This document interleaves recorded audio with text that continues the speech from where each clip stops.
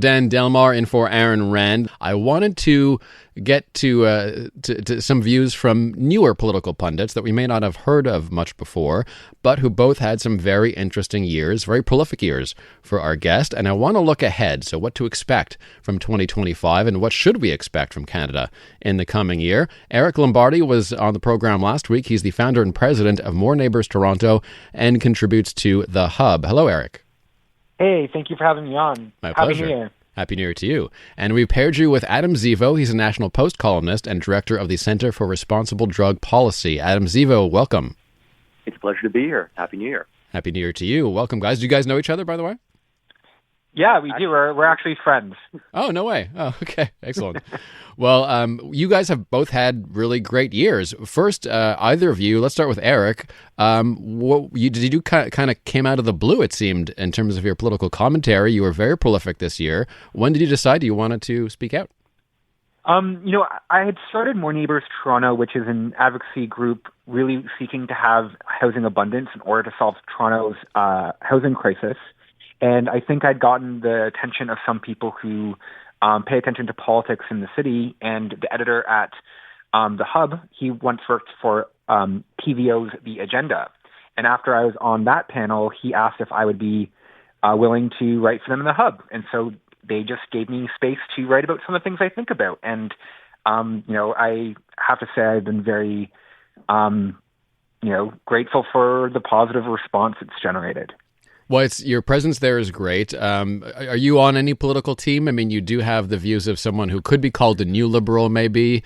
You certainly want to build a lot. Have you decided what political camp you're in? Well, I think it really depends sometimes on who the leader is. I do see myself as broadly nonpartisan, but I am helping the Ontario Liberal Party, so under Bonnie Crombie, on their housing platform specifically. Okay. And Adam, are you a member of a team, or are you kind of just on your own, a free thinker? Well, I think that my political viewpoints are all over the place, but at this point, I feel solidly aligned with the Conservatives at the federal level. And in Ontario, I feel split between the Ford government and the Ontario Liberals under Bonnie Crombie. I think that the Ford government hasn't really been too conservative and has proposed some ideas that are very questionable. So I'm looking at Crombie and the Ontario Liberals as the centrist alternative going forward. And Adam, you've been very strong on drug issues, especially out in BC, as the director of the Center for Responsible Drug Policy. What got you activated on this issue, and why did you decide to start writing political commentary? Well, so there are a few things. First of all, my mom was a pharmacist, so growing up, I would hear from her about some of the shady practices that occur in healthcare.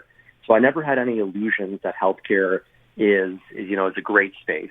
I was aware of the fact that people overprescribe drugs, that there is corruption there.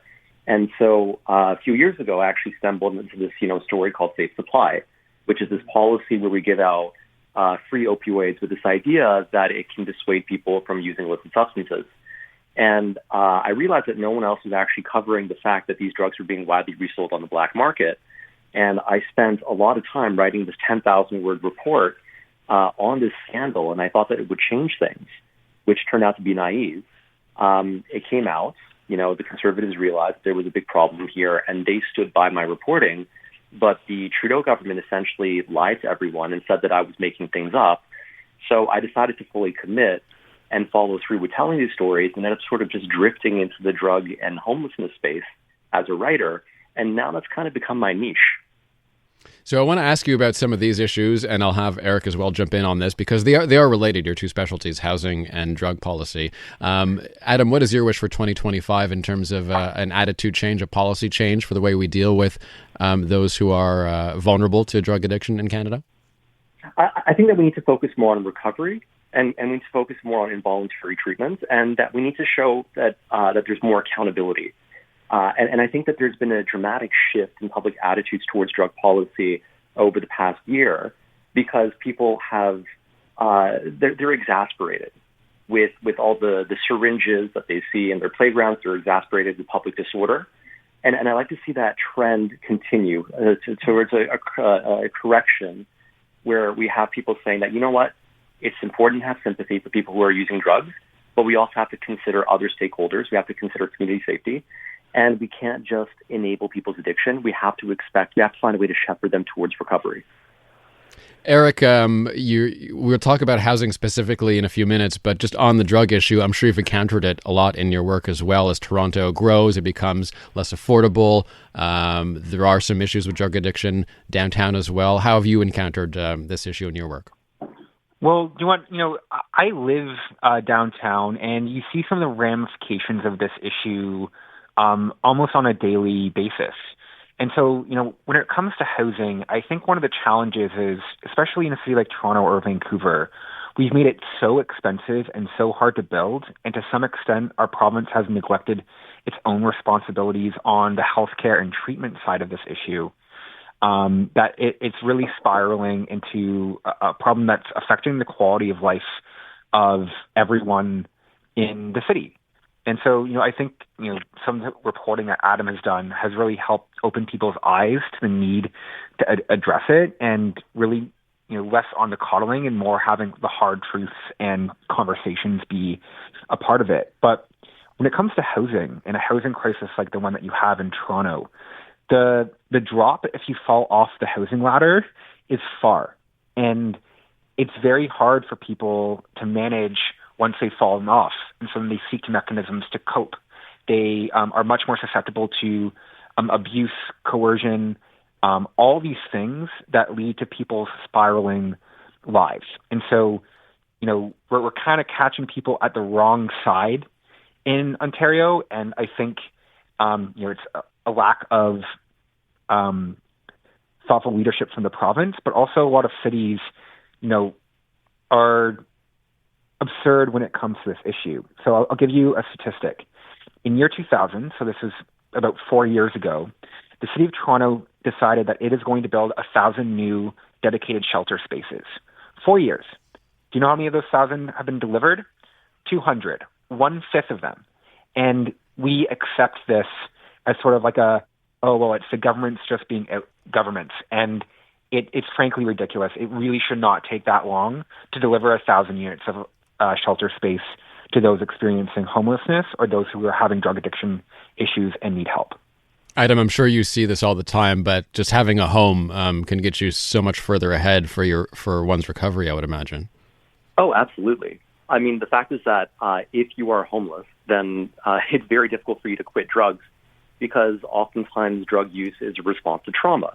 If someone has a lot of, trauma that they haven't dealt with, maybe because of, childhood sexual abuse or other issues, then they're going to continue using.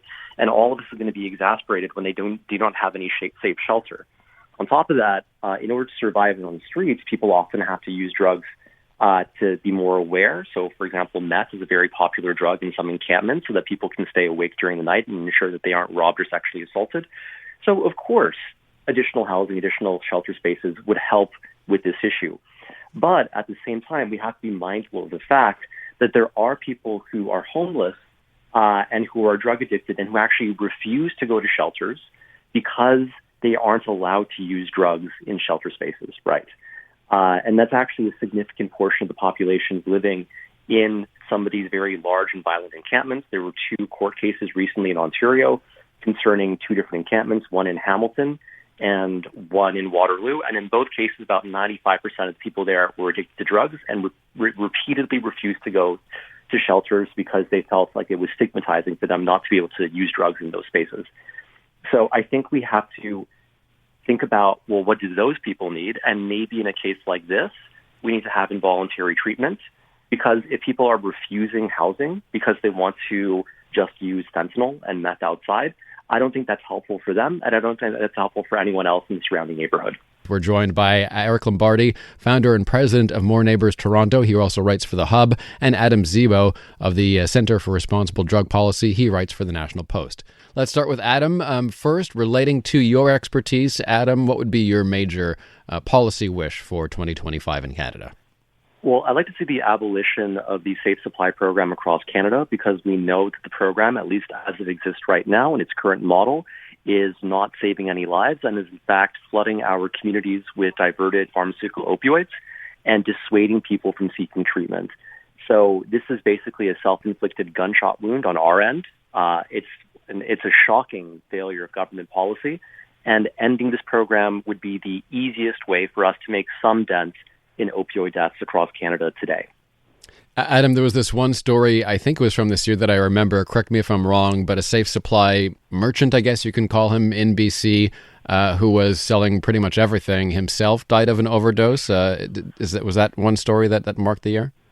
Well, one story that I did back in spring was actually of a teenager who joined a gang in Vancouver, the Brothers Keepers, and I interviewed him in the basement of a rehab center. And he explained how he would purchase hundreds and hundreds of safe supply pills every day that he worked in the downtown east side. And then he would take these pills and bring them back to his gang's trap house. And then they would ship these pills across Canada. At one point, they shipped about 10 or 20,000 pills via truck to Ontario. And then they would crush these pills and use that to increase their supply of other drugs, basically adulterating their other drugs. Or sometimes they would actually crush these pills and then add fentanyl to it to make it stronger, and then repress it, and then sell that, essentially marketing these quote-unquote safe drugs as being a better alternative to fentanyl, while at the same time producing counterfeits that could kill people. It was horrible. And, to know that kids are essentially trafficking large volumes of taxpayer-funded opioids is depressing. Very troubling. Let's turn to Eric now. On the housing front, Eric, what would be your one policy move for 2025, your wish? Yeah, I would abolish all taxes on homes under 3,000 square feet. And this issue is certainly worse in BC and Ontario, but what's happened from a policy perspective is really a generational money heist from younger Canadians to older Canadians. And to put into perspective how much this has changed, in year 2000, you could buy a two-bedroom condo in a city like Toronto, inflation adjusted, $250,000. If you were to buy that condo today, once again, adjusting for inflation, you would have more than $260,000 in taxes before you buy the land, before you buy the materials, before the labor, planning processes, and all this other stuff. It's really become out of hand, and it is depriving the country and its next generation of the disposable income to drive the economy, of space to raise families, and has created this disparity between existing housing and new housing in particular that has meant almost all new housing that we deliver has to be speculatively purchased. And that's having a whole bunch of bad consequences for the country at large. So interesting idea. No tax for homes under 3,000 square feet, I believe I heard. So why go by square feet and not by valuation or purchase price, for instance? Because valuation and purchase price in a lot of ways can be manipulated, line items moved around, and they vary quite substantially between a city like Toronto and, an outer suburb, for example. And I think if we're looking at things like Canada's fertility rate, which is collapsing at an unprecedented and fairly alarming rate, the goal needs to be what types of housing has enough space for families. And we want more housing that can support a family. So 3,000 square feet, it's probably on the high side. But if you look a generation ago, that was the type of home that the upper middle class could aspire to. You didn't necessarily need to be particularly wealthy in order to do so.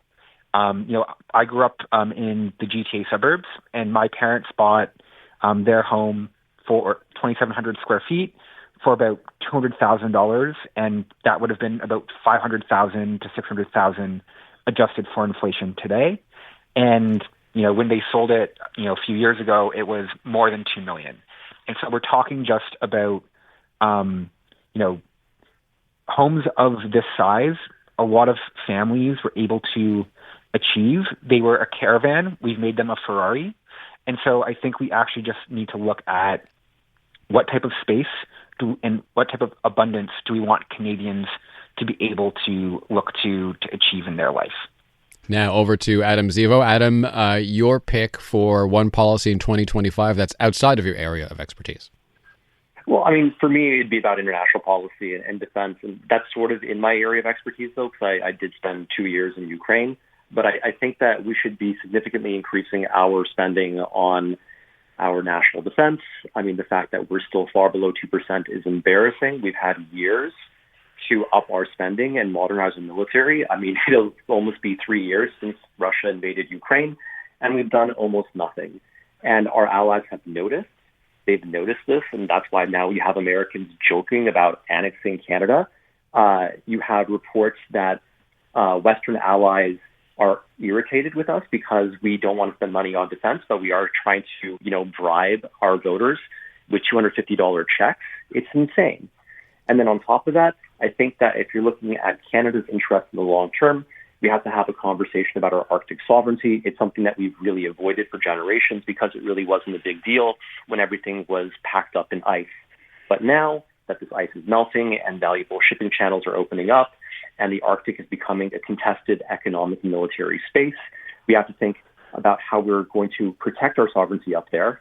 And we say that, this is a part of Canada, but we're not willing to invest in defense here, even though that we know that Russia and China are thinking about incurring into the Arctic. So those are the two main areas that I think that, we should really just focus on: general defense and Arctic sovereignty.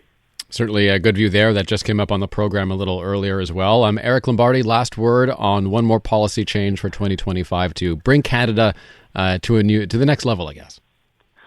I think Canada needs a very long-term plan to make sure that we have the cheapest, most abundant electricity on the planet. And I think the reason for that, as we look at technologies like AI, the main driver of some of these components is compute, and that requires electricity. We already have one of the cleanest electricity systems globally. And you have companies, for example, Google, who just released Willow, a new type of quantum computing chip that has seen it be able to perform computations that would have taken a supercomputer like 25 septillion years, which is 100 billion times the age of the universe. And when Eric Schmidt, who was one of the founders of Google, was giving a talk at Stanford recently, how do we prepare to scale up? He said, we need to become best friends with Canada. And I think our leaders don't understand the enormous opportunity and advantage that we have. And it will also support, our climate change adaptations, et cetera. We're already a leader in AI research. We already do have solid, burgeoning AI industries in Canada, but electricity will be what sets us apart in being a global epicenter for what will probably be one of the biggest growth drivers over the next 30 years. And I think our leaders really need to see that opportunity and grab it for what it is. And that means giving the market expectations that electricity is going to be there, it's going to be abundant, and it's going to be cheap. Eric Lombardi, founder and president of More Neighbours Toronto. You can read him in The Hub. Adam Zivo, the director of the Centre for Responsible Drug Policy. You can read him in the National Post. Gentlemen, congrats on a very productive year and some great writing, and all the best for 2025.